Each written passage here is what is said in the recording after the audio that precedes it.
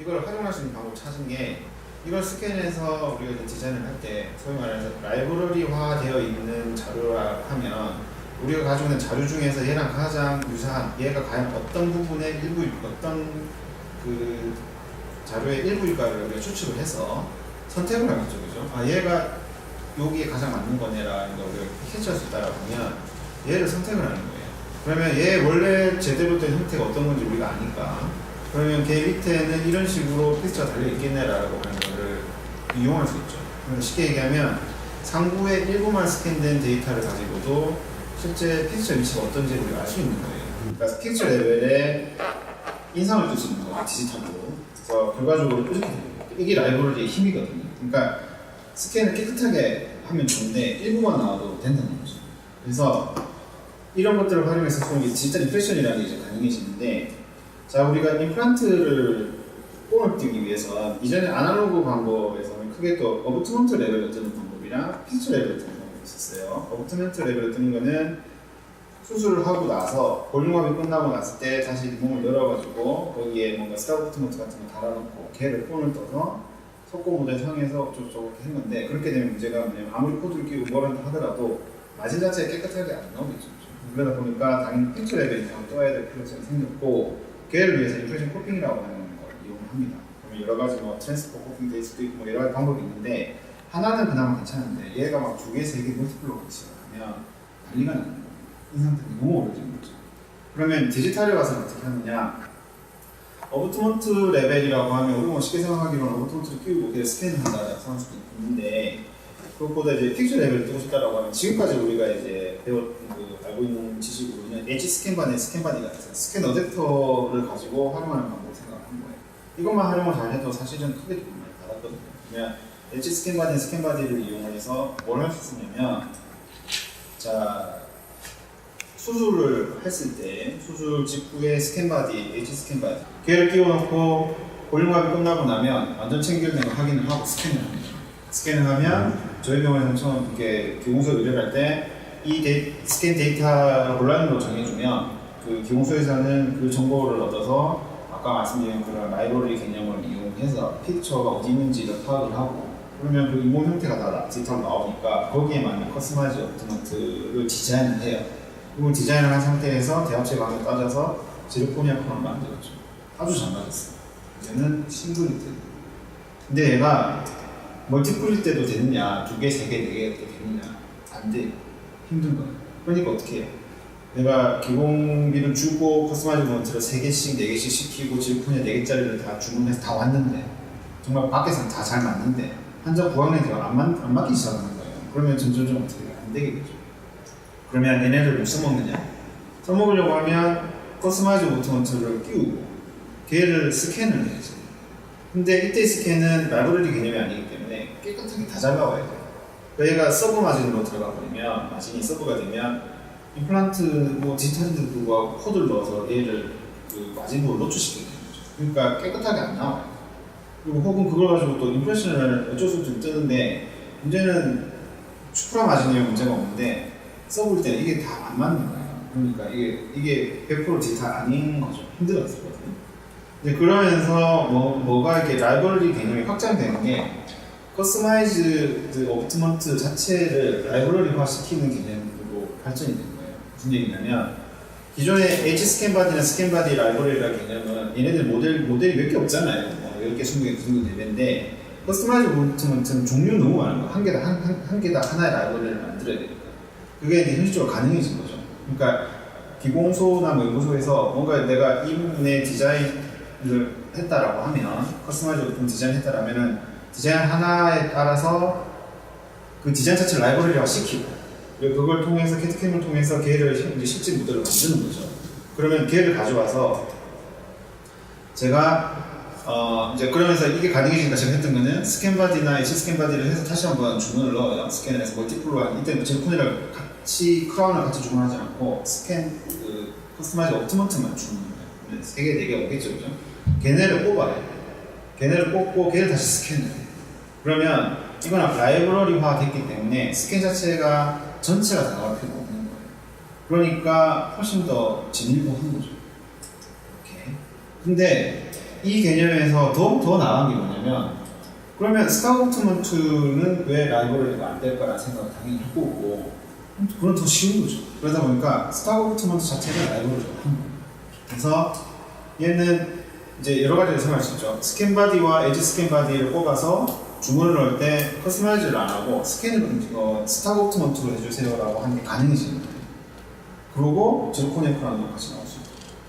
근데 이게 스타고트먼트를 라이브러리화해서 한다는 게 어마어마하게 큰 장점이 뭐냐면, 첫 번째가 영어 입장에서 봤을 때는 비용이 엄청나게 다운이 됩니다. 거의 반값이야. 그러니까 커스터마이즈고트먼트를 주문을 했는데 잘 맞으면 다행인데 잘 안 맞아. 안 맞으면 내가 이거를 그 비용만큼 손해를 보는 거예요. 근데 스탁은 안 그렇죠. 이미 만들어져 있는 거기 때문에 얘가 안 맞으면 그걸 가지고 있다가 나중에 다시 또 다른 방법을 쓰면 되니까. 근데 더 중요한 문제는 뭐냐면, 스타고트먼트는 그 가공을 통해서 만들어진, 그러니까 대량 생산을 통해서 만들어진 제품이기 때문에 얘네들의 라이브러리랑 실제로 현물이랑 실측 사이즈가 똑같다는 거죠. 거의 차이가 정말 작은데, 커스터마이즈고트먼트는 자세히 다를 수 있어요. 왜냐하면 커스터마이즈고트먼트는 각각의 기용표나 요소에서 디자인을 해가지고 걔를 밀림을 하는데, 그 CAD-CAM의 밀링 버가 어떤 상태냐에 따라서 디자인한 대로 100% 똑같이 나온다라고 확신할 수가 있습니다. 그러다 보니까 스캔을 해서 어떤 형태라고 알고 있고, 걔를 라이브러리화해서 어떤 그러니까 실제 전체 형태의 커스터마이즈고트먼트를 알 수는 있는데, 실제 그게 디자인 라이브러리화된 거랑 똑같냐라고 하면 되게 다른 거예요. 그러니까 안 맞을 수 있다라고 하는 오차가 커지는 거죠. 그러니까 스타일 훨씬 더 유리하거든요. 자, 그래서 디지털로 픽처 랩에 인상을 뜨는 방법이 기존의 엣지 스캔바디에서 커스터마이즈나 스탁이라고 하는 게 추가가 되는 거죠. 그리고 그 상황에서 조금 더 엄밀히 말하면 오토먼트의 기능이랑 엣지 스캔바디 기능 같이 할 수 있는 디지털 오토먼트라는 것도 사실은 추가될 수 있어요. 여기서 가장 중요한 건 스탁 오토먼트라고 하는 게 사실 인상적으로 활용하는 상당히 좋다는 거죠. 자, 그래서 지금까지 온 걸 정리를 해보면, 이제 디지털 임프레션 뜨는 방법은 스캔바디, 웨지 스캔바디 스캔을 해서 커스터마이즈 오토먼트랑 지르코니아랑 같이 주문을 하는 거, 스미 같은 걸 할 수 있고, 혹은 스타 오토먼트로 해주고 지르코니아랑 하는 거죠. 혹은 커스터마이즈 오토먼트가 내가 주문했는데 걔가 오면 걔를 뽑아가지고 체계를 완전 챙겨야 카메라 스캔해서 지르코니아 주문하거나, 혹은 스타 오토먼트를 뽑고 걔를 스캔을 해서 지르코니아 크라운을 주문을 해서 뽑아놓는 거죠. 혹은 반대로 스타 오토먼트를 꼽아놓고 걔를 스캔을 해가지고 커스터마이즈 오토먼트와 지르코니아 크라운을 주문하는 게 가능해요. 이게 왜 이런 생뚱 과정이 필요하냐면, 자, 이런 케이스 봅시다. 저기 한 사람이었는데 13번이 자일치였고요. 그 다음에 14번 임플란트였거든요.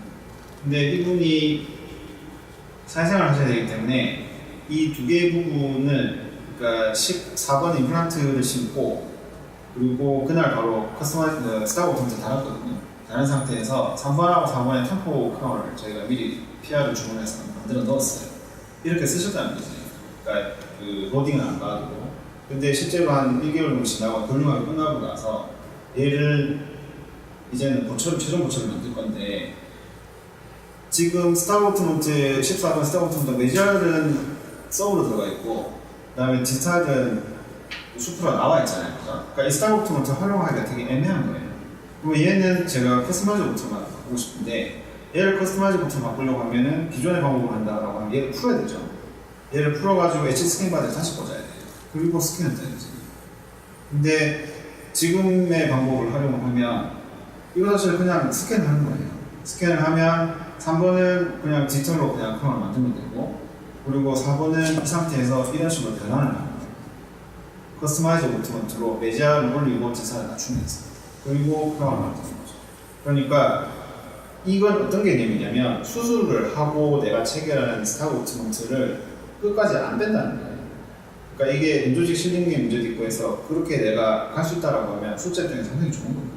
그러니까 기존의 템포를 연결하기 위해서 만들었던 스타 오토먼트를 계속 유지하고 있다가 나중에 커스터마이즈 오토먼트랑 지르코니아 크라운을 만들기 위한 스캔 어댑터를 쓸 수 있다는 게 상당히 유용하죠. 그래서 이런 모든 것들을 가능하게 하는 가장 기본 개념이 뭐냐면 피스처하고 엣지 스캔바디의 체계 상태거든요. 근데 이 시스템을 잘 이해를 못하시면 이 완전 체계가 불완전 체계에 대해서 잘 이해 못하시는 선생님 같고 저 또한 그랬었고 그러면서 엄청나게 많은 손해를 봤거든요. 이게 되게 중요한 개념인 것 같아요. 자, 이 9학년에서 수술 끝나고 난 직후에 이런 식으로 스캔바디를 체계를 했는데 그냥 돌릴 때까지 안 돌아갈 때까지 손으로 힘을 줘서 다 체결시켰다고 생각을 하지만 실제로 내부는 이렇게 돼 있습니다. 이거 완전 체결된 거예요. 완전 체결된 게 이겁니다. 완전 체결된 게 특징이 뭐냐면 이 피스처하고 스캔바디하고 내부 그 접합된 이 사선 부분에 틈이 거의 없어야 돼요. 그러니까 이 수직각을 잘 맞춰서 엑스레이를 찍었을 때 빈틈이 전혀 없어야 되고 쉽게는 보면 이 부분 여기 이 부분이 이 스레드 2개 정도가 들어가야 되거든요. 그러니까 지금 보면 이런 부분이 없어야 되거든요. 여기 살짝 있죠. 그리고 얘는 아까 보여준 얘는 퍼펙트한데 얘는 뭔가 있어야 되죠. 그러니까 이런 것들이 완전 체결이 안 됐다는 걸 확인하셔야 되고 아까 보여드렸던 것처럼 이 부분 때문에 그런 거잖아요. 그래서 이걸 알면 수술할 때부터 얘를 확실히 쳐야겠다는 개념을 알고 그렇게 되면 차후에 문제가 없어요. 근데 얘를 남겨두는 어뷰트먼트 프로파일의 의미를 모르고 얘를 안 쓰면 그 위에 모든 공정들이 다 꼬이기 시작하는 거예요. 결과적으로 나중에 분철이 힘들다는 얘기가 나와요. 그래서 제대로 잡는 건 얘죠. 이런 식으로. 자, 그리고 얘도 볼게요. 여기 뭐 안 좋아 보이죠? 여기도 틈이 있는 거예요. 근데 이런 것들은 다른 원장님들, 그러니까 처음에 이렇게 하시는 분들, 저도 그렇고 잘 몰라요. 이게 언제 체결됐는지 안 됐는지. 다만 손으로 돌려서 라켓으로 쪼아서 더 이상 안 돌아가면 다 체결됐다 생각하시면 안 그렇거든요. 이게 이 상태에서 스캔을 떠버리면 그 이후에 모든 CA를 내가 주문을 넣었는데 CA가 안 맞는 거예요. 처음에는 너무 이해가 안 되는 거예요. 스캔바디 하라는 대로 다 했고 주문도 넣었고 다 체결된 거 다 하긴 했는데 왜 안 맞냐. 혹은 맞는데 이렇게 하면 원래 이렇게 들어가야 되는데 돌려서 들어가니까 약간 15도 정도 트니까 딱 맞는 거예요. 그 이유가 이게 완전 체결 안 된 상태니까 그 위에 디자인상에서 피처의 위치가 틀어진 거죠.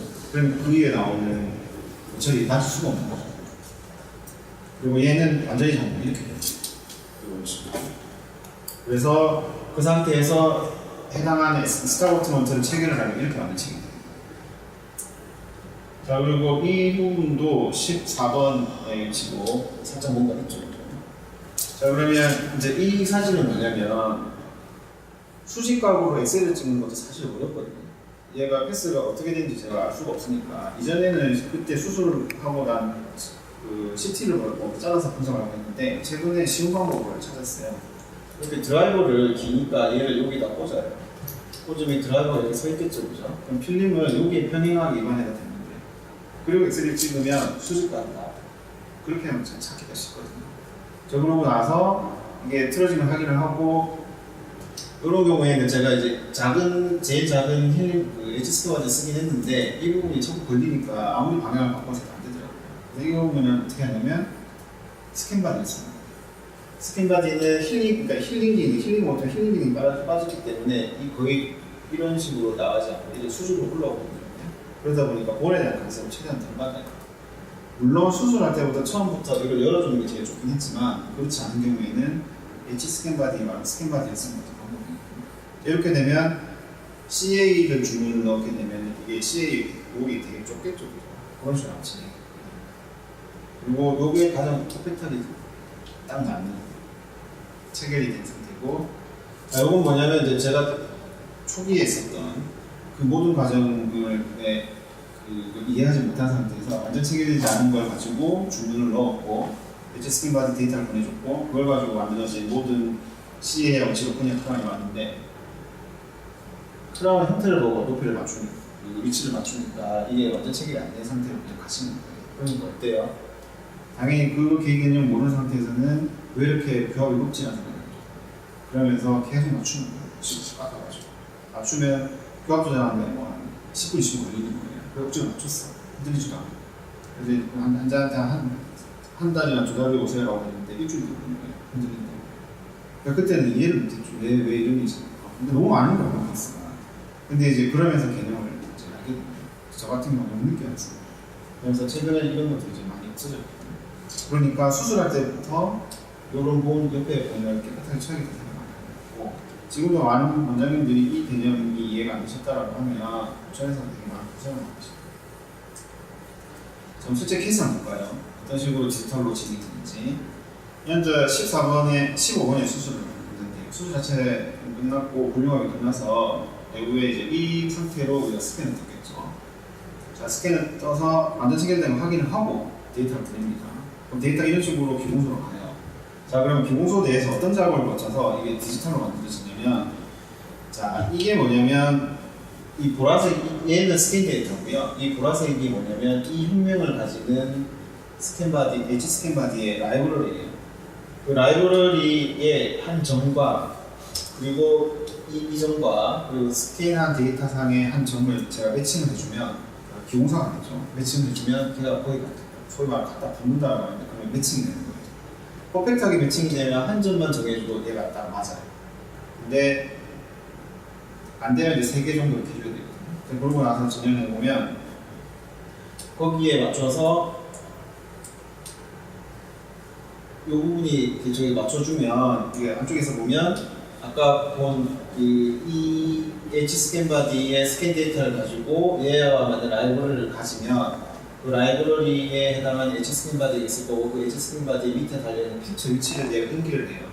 그런 픽처 위치가 정해지면 다시 거기에 맞는 SA를 제가 평면을 정해줘요. 이 커프의 높이라든가 프로스트의 높이를 정해서 주면 걔가 거기에 설정이 되면 이 H 스캔 바디가 SA로 변환이 되는 거예요. 자, 그럼 그 상태에서 거기에 이제부터 크라운을 디자인을 하는 거죠.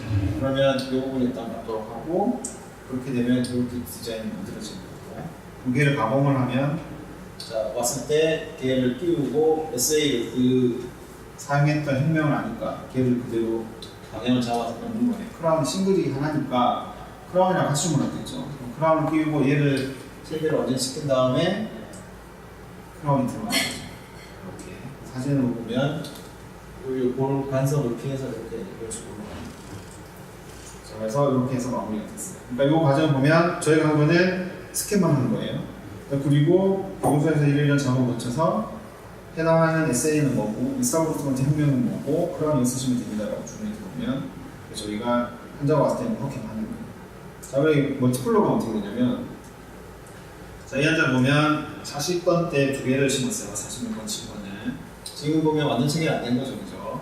그게 이제 캐치가 돼서 나중에 나갈 때는 완전 체결을 하고 만들어서 스캔을 합니다. 이 부분을. 그러면 스캔 데이터 이렇게 넘어가요, 기본소에. 그러면 46번과 7번의 라이브러리를 매칭을 시켜야 돼요.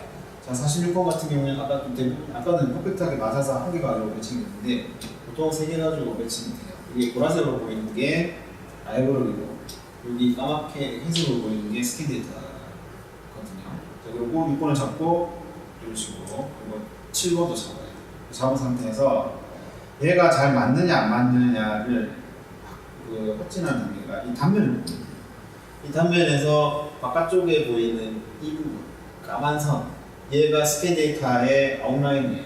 그 형성이고, 그쪽에 안쪽에 보라색으로 보이는 게 이 라이브러리거든요. 그 라이브러리에는 그 나사가 빠져있기 때문에 이런 차이는 있는데, 중요한 건 이게 아니고 이 부분이 얼마나 맞느냐. 얘는 퍼펙트하게 맞는 거예요. 그러니까 모든 그 이후의 과정이 잘 맞을 거예요.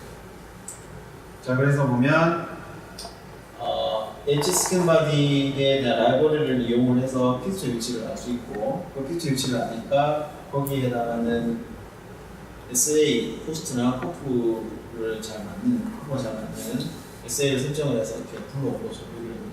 자, 여기 중요한 건 1도라고 되어 있는데, 이 수술, 여기서 말하는 여기에 보면 이 2개의 한계 방향이라는 게 있거든요. 이 한계 방향이 패스가 몇 도가 틀어져 있는지를 계산해주는 값인데, 저거는 1도밖에 안 틀어졌다는 얘기예요. 저게 1도밖에 안 틀어졌기 때문에 뭐가 되냐면 밀링 없이 바로 원패스가 가능하다는 거예요. 그러니까 지르코니아, 그러니까 스플리트, 투유니 스플리트 크라운이 한 번에 들어갈 수 있다는 거예요.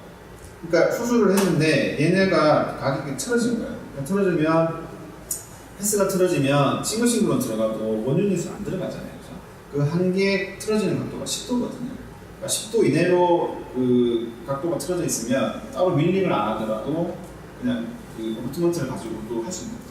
그러니까 이게 가능한 이유가 가이드를 써서 그러니까 수술 가이드를 써서 서지컬 가이드를 써서 패스를 패러럴하게 잘 잡으니까 그 이후로 들어가는 그 고철 과정도 디지털로 크게 문제없이 되는 거예요. 근데 만약에 여기에서 손으로 심었다고 봅시다. 손으로 두 개를 심어가지고 난 디지털 고철하고 싶어 라고 하면 그 각도가 10도 안으로 들어오면 가능해요. 근데 그게 가능하지 않으면 이게 문제가 복잡해집니다. 싱글싱글 하지 않는 이상. 그렇게 하려고 하면 해주는 게 뭐냐면 이제 한 단계를 더 건너야 되는 거죠. SA 두 개를 원장이 여기는 뭐 쓰시고 여기 뭐 쓰시면 됩니다 라고 정보를 주면 환자를 불러서 그분이 오면 그 상태에서 제가 밀림을 해야 돼요. SA로 굳이 가고 싶다라고 하면 CA로 가면 그러니지 SA로 가겠다라고 하면 밀림한 걸 스캔을 그래서 그걸 다시 기공소에 보내줘. 기공소에서는 그걸 가지고 그 밀링을 한 스캔 그 밀림한 스타크 오브트먼트를 다시 받아 같이 그래서 걔를 스캔을 해요. 그리고 스캔한 걸 라이브러리화해요.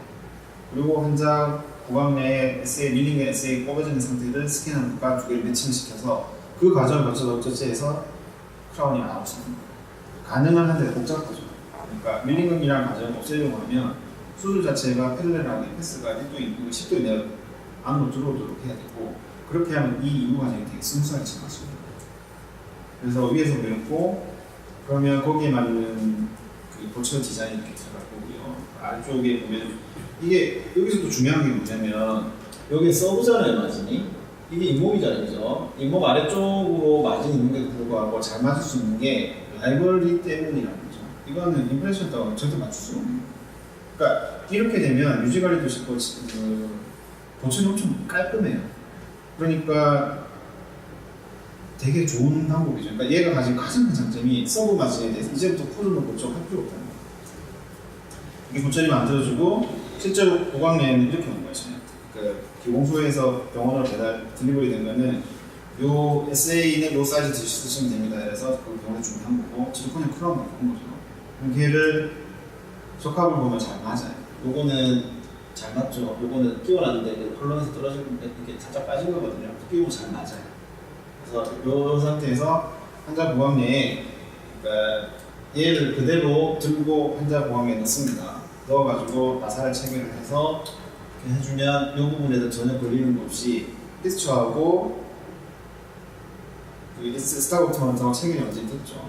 얘네들 수직각이 이렇게 사진이 잘 나올 수 있는 게 얘네들 피스가 1도 이내기 때문에 사진 찍기도 되게 편한 거죠.